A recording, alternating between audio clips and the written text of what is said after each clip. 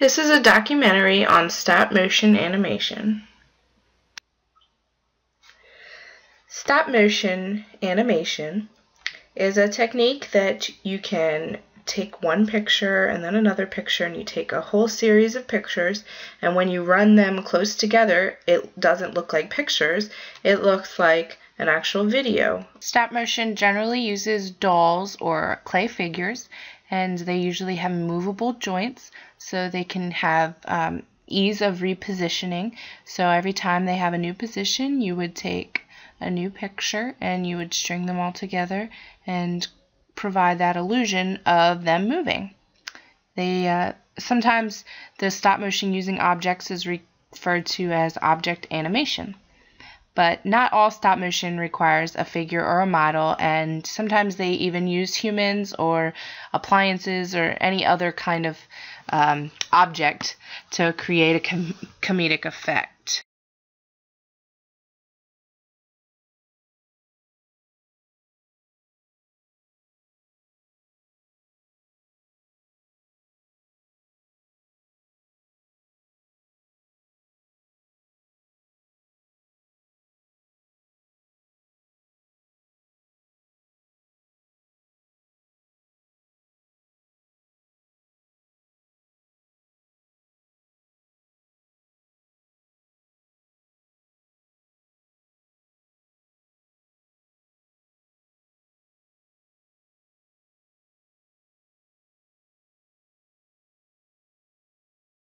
The term stop motion can also mean a device for automatically stopping a machine when something has gone wrong.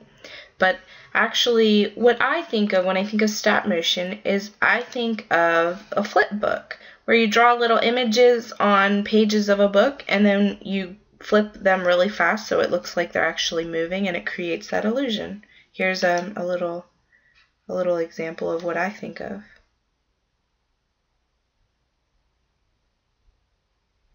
And that little man shot a basketball, and here's a little skateboarder doing little flips, a little stick figure.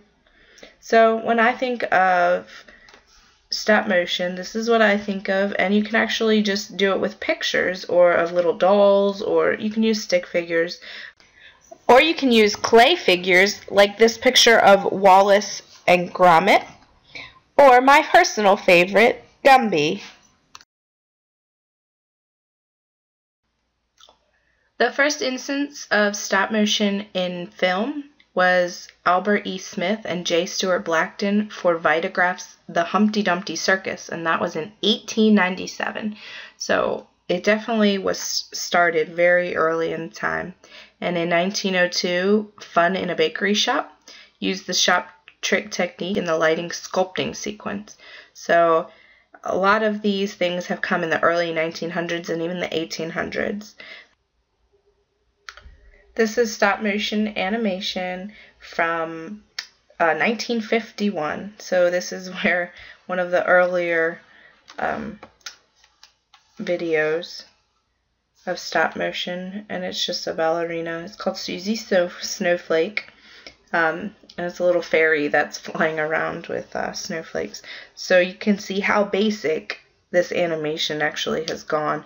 And next I will show you something from present times. So it's definitely come a long way. And in the 1950s, they used paper little figures, and here are clay figures that were manipulated, and you can see this is James and the Giant Peach from 1996.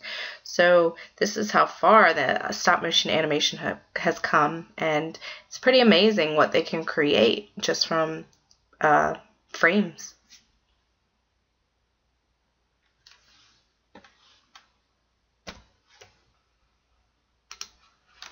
And here is Frankenweenie. This is a Disney movie, and you can see it doesn't even look like stop motion animation. It's crazy how these things are made, and they're very realistic, and the animation is just amazing. This is from Tim Burton, and most of his movies use a lot of stop motion animation. And this is just a little preview of Frankenweenie. And this is probably one of the most recent stop motion animations made.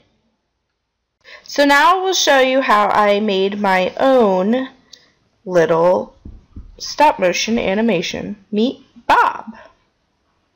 So I add all the frames together and this is what it looks like. Thank you for watching.